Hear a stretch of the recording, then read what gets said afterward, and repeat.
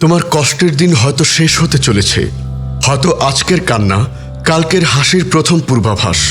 আল্লাহ কাঁদতে দেখেন, আল্লাহ বোঝেন তোমার নিঃশব্দ দীর্ঘশ্বাস। আল্লাহ জানেন তুমি কতটা রাত জেগে কেবল একটি প্রশ্ন করেছ, এই কষ্ট কবে শেষ হবে।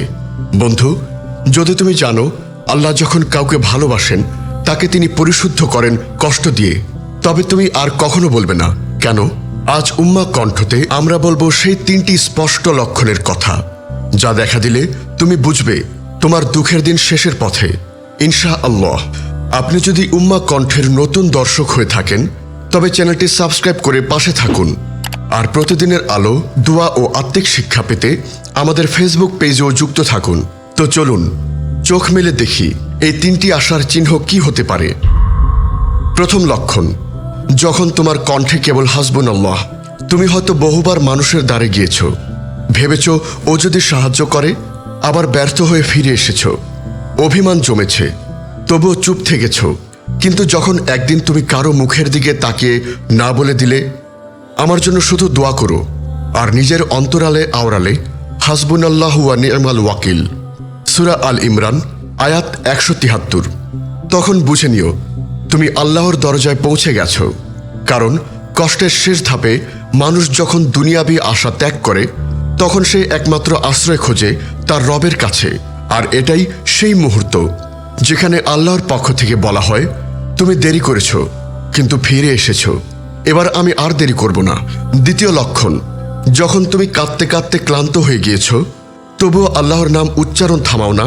হয়তো তুমি রাতের পর রাত সেজদায় থেকেছ, কিন্তু মনে হয়েছে আল্লাহ শুনছেন না, কিন্তু দোয়া থামাওনি। চোখের পানি শুকিয়ে গেছে, তবুও তুমি বলেছ ইয়া রব। জানো, এই ইয়া রবের প্রতিধ্বনি আকাশের ফেরেশতারা বহন করে। আল্লাহ বলেন, তোমরা আমাকে ডাকো, আমি তোমাদের সাড়া দেব। সূরা গাফির আয়াত 60। যখন তুমি আল্লাহকে ডাকতে ডাকতে ক্লান্ত হও আর সাড়া না পেলেও ডাকা থামাও না, এই ধৈর্য, এই ঈমানের দৃঢ়তা, এটাই সেই আলামত তুমি আল্লাহর ওয়াক্তের খুব কাছাকাছি। তৃতীয় লক্ষণ, যখন তুমি কষ্টের মধ্যেও অপরের জন্য দোয়া করো। তুমি নিজে ক্ষুধার্ত, তবুও কারো জন্য দোয়া করো, হে আল্লাহ ওকে ভালো রাখো। তুমি নিজের ব্যথা লুকিয়ে অন্যের সান্ত্বনায় নিজেকে ভাঙো। এই আত্মত্যাগ, এই আখলাক, এটা বান্দার চরিত্রের সর্বোচ্চ রূপ। রাসূল সাল্লাল্লাহু আলাইহি ওয়াসাল্লাম বলেন, তোমরা যখন গোপনে অন্যের জন্য দোয়া করো, আল্লাহ তোমাদের জন্য একজন ফেরেশতা নিযুক্ত করেন যে বলে আমিন, আর তোমার জন্য একই জিনিস হোক। সহিহ মুসলিম হাদিস 2732। তুমি হয়তো ভেবেছ আমি তো কষ্টে আছি, আমাকে কে দেখবে, কিন্তু তুমি ভুলে গেছ তোমার জন্য আকাশের ফেরেশতারা দোয়া করছে, কেবল তুমি আরেকজনের দুঃখ ভুলতে চেয়েছিলে বলে। এই 3টি লক্ষণ না কোনো বিজ্ঞানের সূত্র, না কোনো প্রমাণিত সময়চক্র, বরং এটা সেই আল্লাহর দেয়া ঈমানি আলো, যা কেবল সেই চোখ দেখতে পায় যে চোখ রাতের আঁধারে কাঁদে আলোর অপেক্ষায়। তোমার কষ্টের দিন শেষ হচ্ছে না বলে ভাবো না, তোমার দোয়া এখনই আকাশের কোনো স্তরে পৌঁছেছে। এবং আল্লাহ তো বলেই দিয়েছেন, আসলে কষ্টের সাথে সাথেই আছে সহজতা। সূরা ইনশিরাহ আয়াত 5-6। তুমি যদি এখন এমন এক পরিস্থিতির মধ্যে থাকো যেখানে মনে হয় সব দরজা বন্ধ, সব চেষ্টা ব্যর্থ, সব আশাগুলো শুধু কান্নায় গলে যাচ্ছে, তবে শুনে রাখো এই কষ্টের মেয়াদও আছে। আল্লাহ কাউকে কষ্ট দেন চিরস্থায়ীভাবে নয়। তিনি বলেন, আসলে কষ্টের সাথেই আছে সহজতা, নিশ্চয়ই কষ্টের সাথেই আছে সহজতা। সূরা ইনশিরাহ আয়াত 5-6। 2 বার বললেন, যেন তোমার অন্তর তৃপ্ত হয়, তুমি যেন বিশ্বাস করো কষ্ট চলেই যাবে, যেমন করেছিল নূহ আলাইহিস সালামের সময়ের প্লাবন। এই পর্বে আমরা জানব এই 3টি লক্ষণ কিভাবে কুরআন, হাদিস ও নবী সাহাবাদের জীবনে প্রকাশ পেয়েছে। প্রথম লক্ষণ, হাসবুনাল্লাহ যখন হয়ে যায় হৃদয়ের ধ্বনি। নবী ইব্রাহিম আলাইহিস সালামের কথা মনে আছে তো? যখন তাকে আগুনে ফেলে দেওয়া হচ্ছিল, তখন কেউ ছিল না, কিন্তু তিনি বলেছিলেন হাসবুনাল্লাহু ওয়া নি'মাল ওয়াকিল, সূরা আলে ইমরান আয়াত 173। আর আল্লাহ আগুনকে বললেন, হে আগুন, তুমি ইব্রাহিমের জন্য ঠান্ডা ও শান্তিময় হয়ে যাও, সূরা আম্বিয়া আয়াত 69।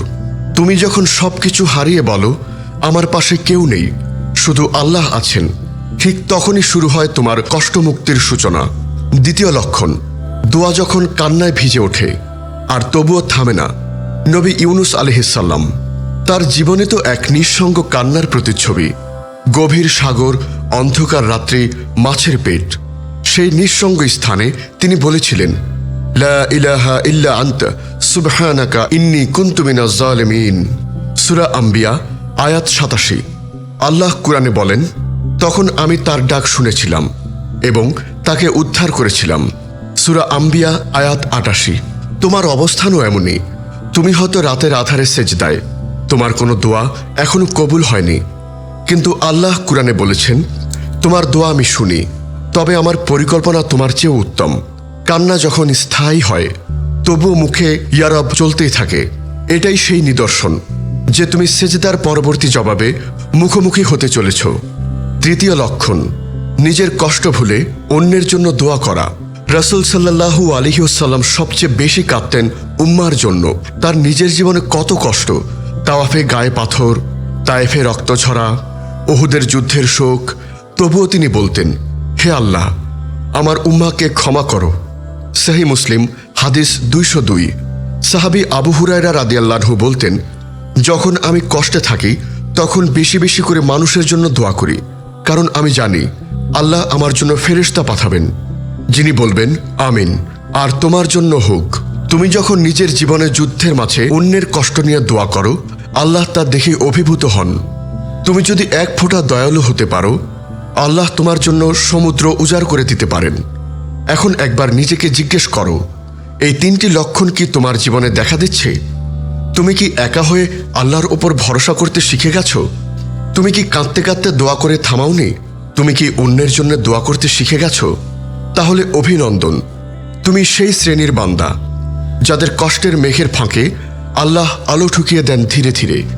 কারণ কষ্ট কখনো চিরস্থায়ী নয়, বরং কষ্ট আসে তোমাকে আল্লাহর দিকে ফিরিয়ে আনার জন্য। তুমি কষ্টে ছিলে, তুমি আজও হয়তো ব্যথায় আছো, কিন্তু একটা সত্য কথা বলি, তোমার এই কষ্ট একদিন তোমার মুক্তির দরজা হয়ে দাঁড়াবে। তুমি ভেবেছিলে তোমার কান্না বাতাসে মিলিয়ে গেছে, আসলে তা পৌঁছে গেছে সেই দরজায় যেখানে না বলা হয় না। তুমি যখন হাসবুনাল্লাহ বললে, আল্লাহ বললেন, তুমি অবশেষে সঠিক ঠিকানায় এসেছ। তুমি যখন কাঁদতে কাঁদতে দোয়া বন্ধ করনি, আল্লাহ বললেন, এই কান্না আমি শুনছি, তোমার জবাব প্রস্তুত। তুমি যখন নিজের কষ্টে থেকেও অন্যের জন্য দোয়া করেছিলে, আল্লাহ ফেরেশতা পাঠালেন তোমার জন্য আমিন বলার জন্য। এগুলো শুধু ঘটনা নয়, এগুলো তোমার রুহের জাগরণ। তুমি যেদিন এই 3টি লক্ষণ দেখবে, বুঝে নিও তুমি এখন আল্লাহর বিশেষ পরিকল্পনার মধ্যে রয়েছ। তুমি কি জানো, রাসূল সাল্লাল্লাহু আলাইহি ওয়াসাল্লাম যখন জীবনের সবচেয়ে কষ্টের দিন কাটাচ্ছিলেন, তাকে যখন তায়েফে পাথর ছোড়া হচ্ছিল, তার পা থেকে রক্ত ঝরেছিল, তখনও তিনি বলেছিলেন, হে আল্লাহ, তুমি যদি আমার উপর রাগ না করো তাহলে আমি কিছুই মনে করি না। তিনি কষ্টে ছিলেন, কিন্তু আল্লাহর প্রেমে এতটাই নিবিষ্ট ছিলেন যে কষ্টকেও প্রেমের ইশারা ভেবেছিলেন। সেখান থেকেই শিক্ষা আসে, কষ্ট এক ধরনের আহ্বান। আল্লাহ তোমাকে কাছে ডাকছেন। এই দুনিয়ায় তুমি হয়তো একে একে সবকিছু হারাও, কিন্তু যদি তুমি আল্লাহকে খুঁজে পাও তবে তোমার হারানোর কিছু নেই। এখন প্রশ্ন হলো, এই শিক্ষা নিয়ে আমরা কি করব? ব্যক্তিগত জীবন। কষ্ট আসলে গুনাহ ঝরে যায়। রাসূল সাল্লাল্লাহু আলাইহি ওয়াসাল্লাম বলেন, একটি কাঁটা বিঁধলেও তার মাধ্যমে বান্দার গুনাহ ক্ষমা হয়। সহিহ বুখারী হাদিস 5641। তাহলে তুমি যদি বছর বছর কাঁদো, তবে ভাবো তোমার গুনাহের পাহাড় কিভাবে গলে গেছে। পারিবারিক জীবন। কারো কষ্টকে ছোট করে দেখো না। তোমার পাশে থাকা মানুষটি হয়তো এই 3টি লক্ষণের মধ্যে দিয়েই যাচ্ছে। তাকে সাহস দাও, তাকে স্মরণ করাও, তোমার দোয়ার দরজাটা এখনই খুলতে পারে। সামাজিক শিক্ষা। এই পৃথিবী কষ্ট দেয়, কারণ এটি জান্নাত নয়। তাই কাউকে কষ্ট দেখলে এটা বলো না, এটা তোমার কর্মফল, বরং বলো, এই কষ্ট হয়তো তোমাকে জান্নাতের পথে নিয়ে যাচ্ছে। আখিরাতের দৃষ্টিকোণ থেকে তুমি যখন ধৈর্য ধরো, তুমি তখন অন্ধকারেও আশার আলো জ্বালাও। যখন কিয়ামতের দিন তোমার মুখ আলোকিত হবে, তখন ফেরেশতারা বলবে, এই সেই ব্যক্তি যে দুনিয়ায় কষ্ট পেয়ে চিৎকার করেনি, বরং বলেছিল, ইন্না লিল্লাহি ওয়া ইন্না ইলাইহি রাজিউন। আর আল্লাহ তখন বলবেন, ওর জন্য তৈরি করে দাও এমন এক জান্নাত যার প্রশান্তি তার দুনিয়ার সব কষ্ট ভুলিয়ে দেবে। তোমার কষ্ট হয়তো এখনো শেষ হয়নি, কিন্তু এই 3টি লক্ষণ যদি তোমার জীবনে আসে তবে তুমি সঠিক পথে আছো। আল্লাহ ওয়াদা করেছেন, আল্লাহ ধৈর্যশীলদের সাথে আছেন। সূরা বাকারা আয়াত 153। এইটুকুই কি যথেষ্ট নয়? আজকের আলোচনায় তুমি যদি নিজের গল্প খুঁজে পাও তবে এই আলো ছড়িয়ে দাও অন্যদের কাছে। তোমার একটি শেয়ার, একটি দোয়া হয়তো অন্য কোনো হতাশ হৃদয়ে আশার আলো জ্বালিয়ে দেবে। উম্মা কণ্ঠ চ্যানেলটি সাবস্ক্রাইব করে রাখো, যাতে পরবর্তী প্রতিটি আলোচনায় তুমি উপস্থিত থাকতে পারো। আর আমাদের ফেসবুক পেজেও যুক্ত থাকো, যেখানে প্রতিদিন আমরা চেষ্টা করি এক একটি হৃদয় ছুঁয়ে দেওয়ার।